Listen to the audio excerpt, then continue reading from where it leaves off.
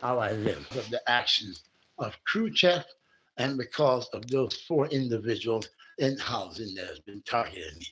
I always have to lock myself in my room and watch my back. Watch my back in my own house. In my own house. This is how it happens when you have to face the Toronto police and face individuals like Peter Kruczek. Okay? This is not right. Okay? This is how I have to live. Okay? Now look, in here, I have to barricade myself.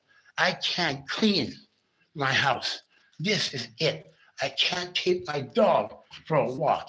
This is what happens when these individuals targeted me. Target me in my own house. This is not something somebody should have to live through. This is not right. Okay, not right. This is how I have to live in my own house. This is not right. And it's unlawful. Okay? This is how the Toronto police have been living for speaking out against corruption.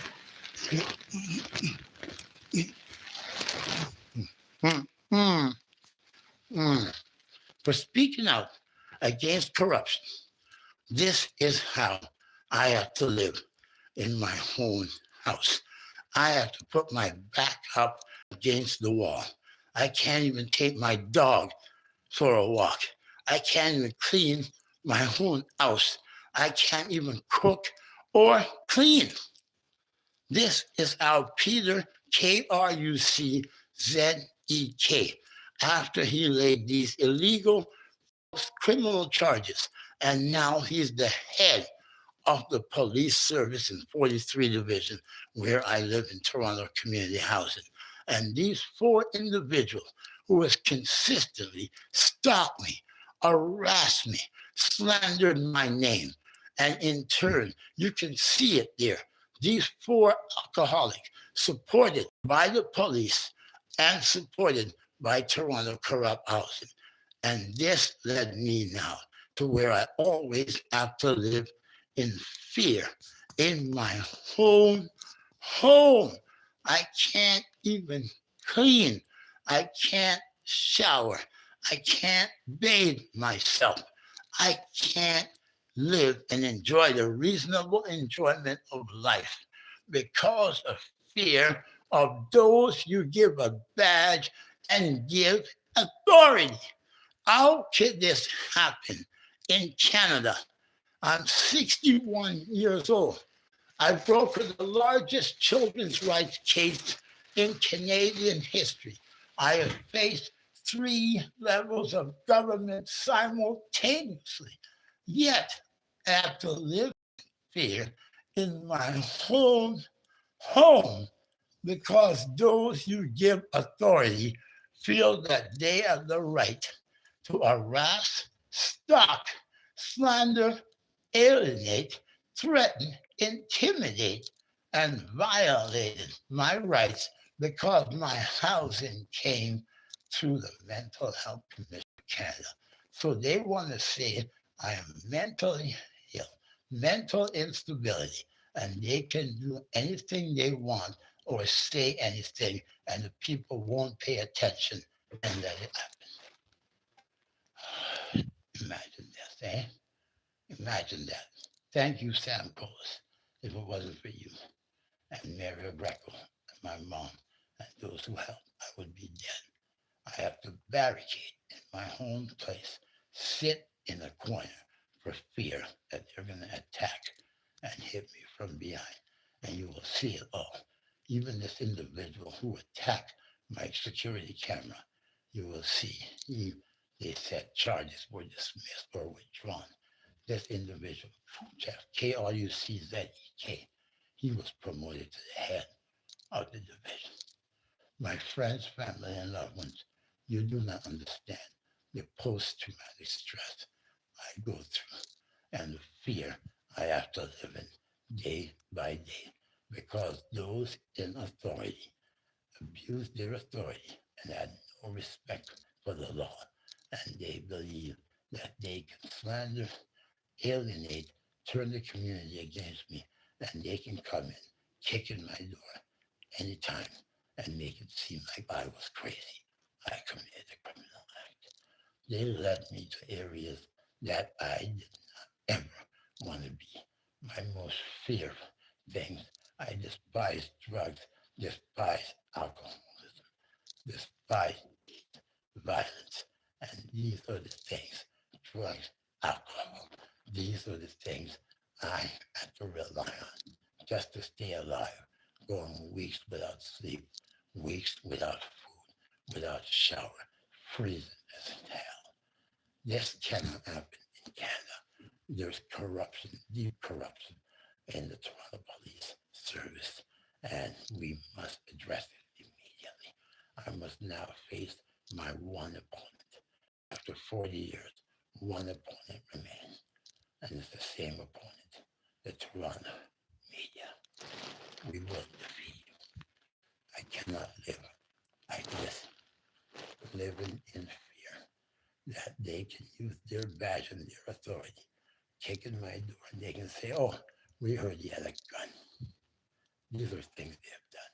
Or videotape, photographing children because I photograph and videotape child care centers and areas that are hindrance to the people. I have to sit in a corner. I can't even move, can't stand up. I can't clean because I have to watch my back. I have to watch my back in my home because managers, those you give authority to run a corrupt house, they say keep it in the loop. So they keep an organization of people that they use and pay to watch people like me who would see day by day we look to improve the quality of life for people living in Toronto community housing. Should I have to live this way?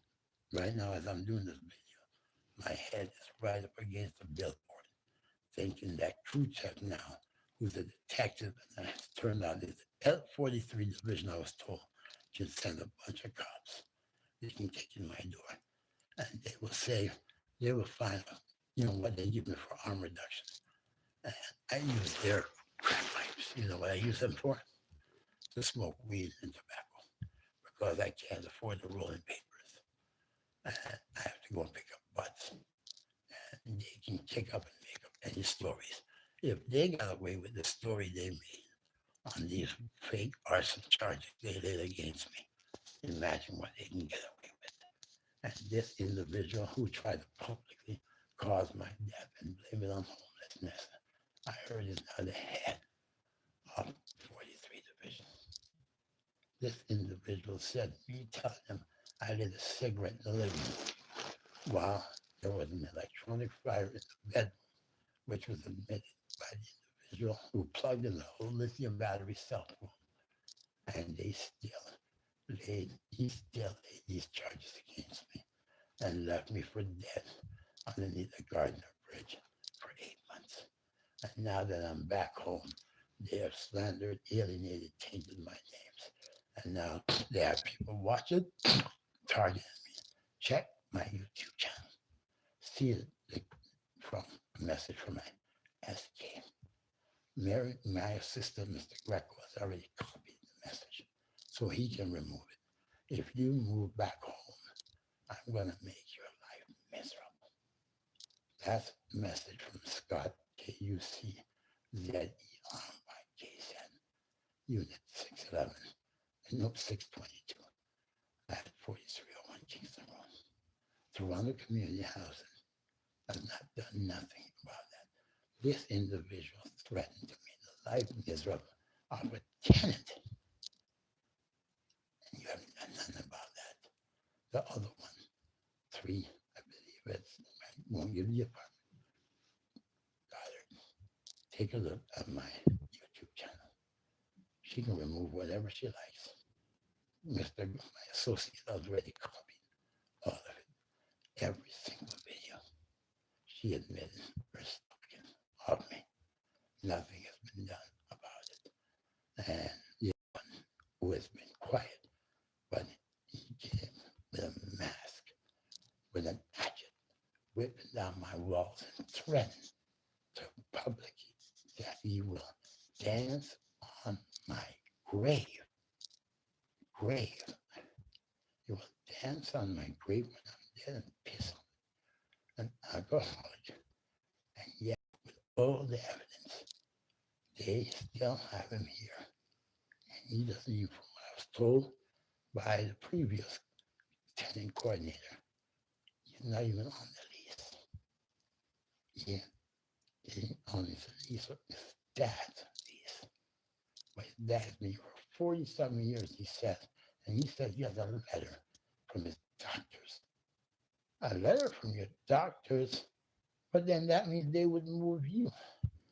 That vehicle has been parked in a tenant parking area for over 3-4 years. A vehicle that does not work.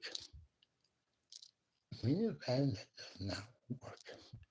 Sitting there, not moved for years. And while other tenants who are immigrants or other things have to go and park and pay expensive parking, can't get a parking space, he can park his vehicle and use the parking space as a storage space. That's one. I will show you the parking space at the side of the building. He also has a second vehicle in another parking space that he used to store here. 47 years he's been here. And they use these individuals, alcoholic, to put fear in people who are new immigrants and to set them up. Take a look at a large amount of murders, death at 4301 Kingston Road. And Google 4301 Kingston Road, my name. You will see all the repair, maintenance, safety concerns that have been done by me. I brought Mr. O'Keefe, the property standards officer for the city of Toronto, to put an order on this building and the next building.